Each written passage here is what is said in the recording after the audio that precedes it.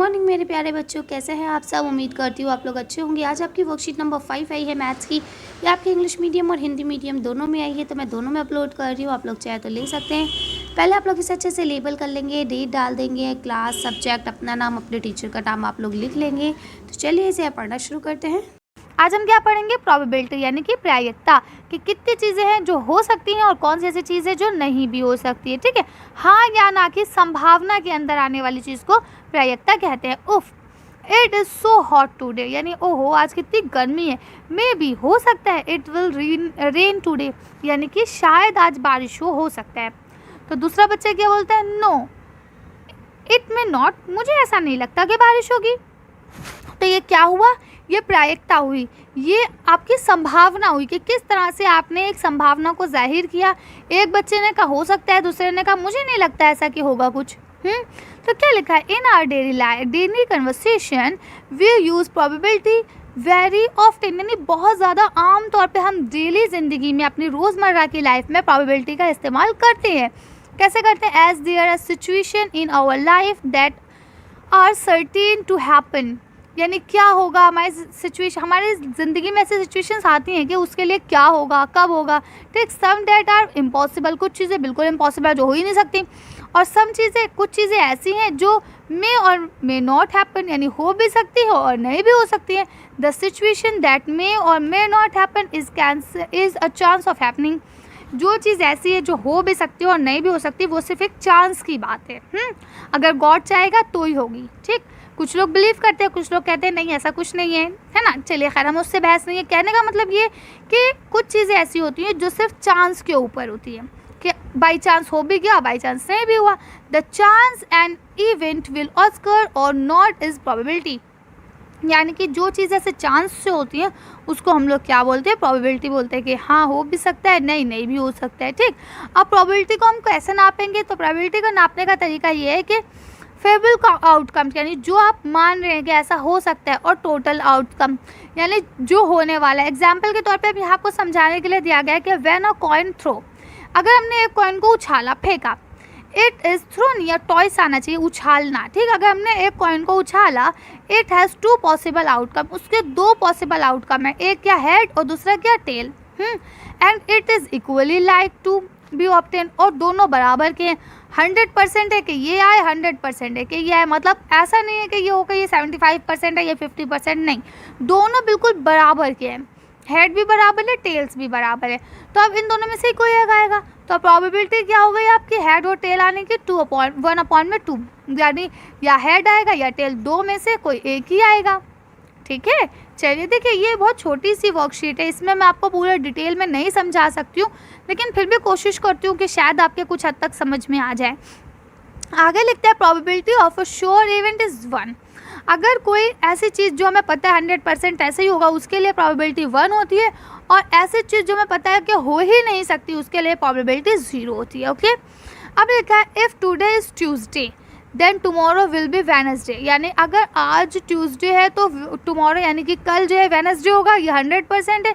It is certain और likely, तो अब ये बताइए ये सर्टेन है, ये लाइकली है, तो ये 100% है। तो ऐसे को हम क्या बोलेंगे, there is no chance for tomorrow being Wednesday, यानी ऐसा कोई चांस नहीं है कि टुमारो वेडनेसडे ना हो। तो ये प्रोबेबिलिटी जो है वो 100% है, तो इसलिए इसका जो इवेंट होगा वो क्या हो जाएगा, 1 हो जाएगा। ओके, अब आपका यहाँ लिखा है इसी तरह से, I will fly in the races in certain और लाइकली प्रोबेबिलिटी 0। अब देखिए बताइए, क्या मैं रेसेस में उड़ सकती हूँ, हवा में नहीं उड़ सकती, तो ये क्या, ये बिल्कुल अनलाइकली है, ये कभी हो ही नहीं सकता। ठीक, तो अनसर्टेन है ये, इसको हम क्या बोलेंगे, 0 बोलेंगे, इसकी प्रोबेबिलिटी क्या होगी, 0। Probability can not be negative और and it can not be greater than 1, यानी ये कभी 1 से बड़ी भी नहीं आएगी और ये कभी नेगेटिव यानी माइनस में भी नहीं आएगी। चलिए अब हम लोग क्वेश्चंस को देखने की कोशिश करते हैं। तो पहला क्वेश्चन है, tell whether the following is certain to happen, impossible, can happen but और नॉट सर्टेन। अब आपको यहाँ बताना है कौन सी चीज़ पॉसिबल है, कौन सी चीज़ इम्पॉसिबल है, और कौन सी चीज़ हो भी सकता है, हाँ हो, और नहीं भी हो सकता ना हो। तो अब देखिए क्या लिखा है, you are older today than yesterday, यानी आप कल से ज़्यादा आज बड़े हैं, तो ये 100% सही है। तो इसके लिए क्या होगा, चलिए इसका आंसर देखते हैं। आंसर क्या लिखेंगे? पॉसिबल। क्यों? क्योंकि जो चीज़ 100% हो सकती है उसको हम लोग क्या कहते हैं कि हाँ ये चीज़ पॉसिबल है। ओके, चलिए तो आगे देख लेते हैं। आपका अगला क्वेश्चन है toys coin will land heads up. अब आपको ये बताना है कि अगर हमने एक कॉइन को उछाला तो उस पे हेड आने की प्रायिकता या प्रोबेबिलिटी क्या होगी? चलिए इसका आंसर देख लेते हैं। सर्टेन जो है इसका मतलब ये होता है कि हो भी सकता है और नहीं भी हो सकता है। ठीक है, तो गॉड नोज बेटर वाली बात है कि अगर गॉड चाहेगा तो हो भी जाएगा और गॉड नहीं चाहेगा तो नहीं भी होगा। ठीक, तो उसको यानी कि हाँ आ भी सकता है और नहीं भी आ सकता, उसको हम लोग क्या कहेंगे? सर्टेन। ठीक, चलिए तो आगे देख लेते हैं। अब आपका अगला क्वेश्चन है कि अगर हम एक डाइस को फेंकते हैं तो क्या 8 आएगा उसमें ऊपर? तो इसकी प्रायिकता या इसकी प्रोबेबिलिटी क्या होगी? गलत, ऐसा नहीं हो सकता। तो इसकी प्रोबेबिलिटी क्या हो जाएगी कि ऐसा नहीं हो सकता है ना, इम्पॉसिबल है ये। चलिए इसका आंसर हम लोग देख लेते हैं। जो चीज़ कभी हो ही नहीं सकती उसे हम क्या कहते हैं? इम्पॉसिबल, कि ये चीज़ कभी हो ही नहीं सकती है। ठीक है, तो उसे जो चीज़ हमें पता है कि ऐसा हो ही नहीं सकता तो उसे हम लोग क्या कहेंगे? इम्पॉसिबल। जैसे अब आपको पता है डाइस में तो सिर्फ 6 तक काउंटिंग होती है, तो नंबर ऑफ 8 कैसे आ सकता है? तो इसलिए इसका आंसर क्या हो जाएगा? इम्पॉसिबल।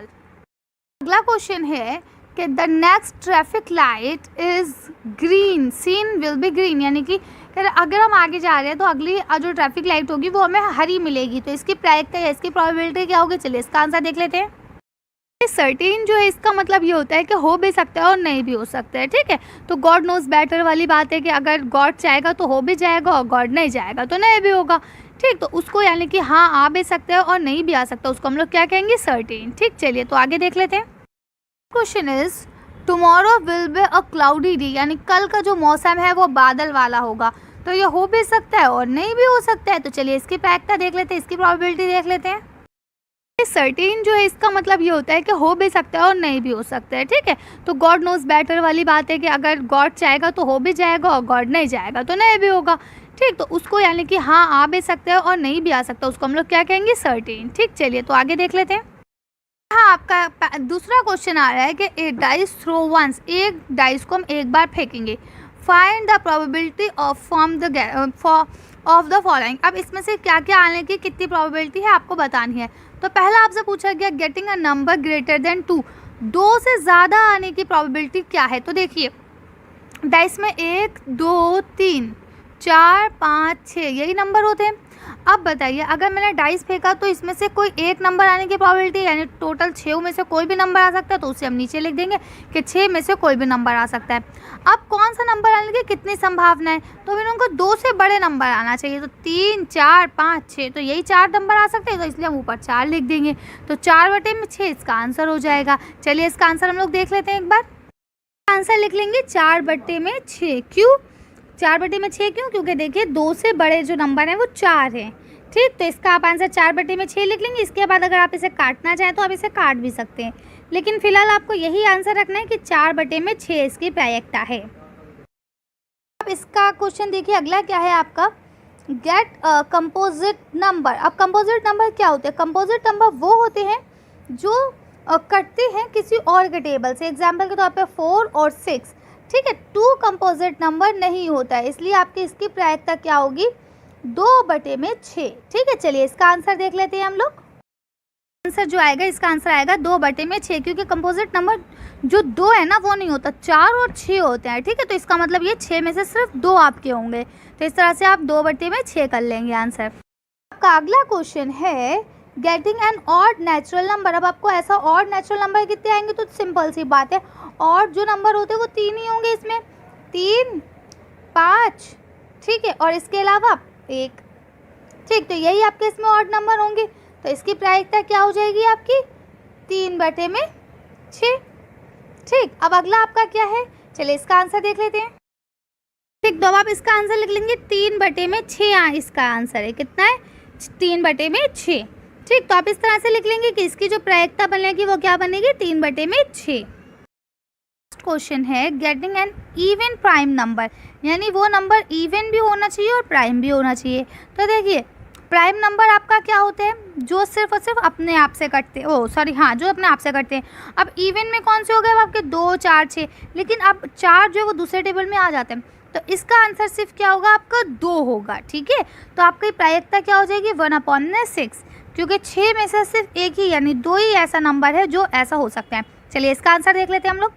इसका आंसर आएगा 1/6। ठीक है, क्यों, क्योंकि ऑड और इवन मिला के सिर्फ एक ऐसा, प्राइम और इवन नंबर सिर्फ एक ऐसा है यानी कि जो वो नंबर जो सम भी हो और वो भाज्य भी ना हो। ठीक, तो वो कौन सा है, सिर्फ और सिर्फ 2 है। क्यों, क्योंकि ये जोड़े वाला भी है और ये किसी और से जाता भी नहीं है, कटेगा भी नहीं, किसी और टेबल में नहीं आएगा। तो इसकी प्रायिकता क्या हो जाएगी, 1/6। को हम लोग यहीं खत्म करते हैं। आज की वीडियो में बस इतना ही। अगर आपको हमारी वीडियो पसंद आई हो तो प्लीज़ इसे लाइक और शेयर करें। अगर अभी तक आपने हमारे चैनल को सब्सक्राइब नहीं किया तो प्लीज़ हमारे चैनल को सब्सक्राइब करें। Thank you for watching.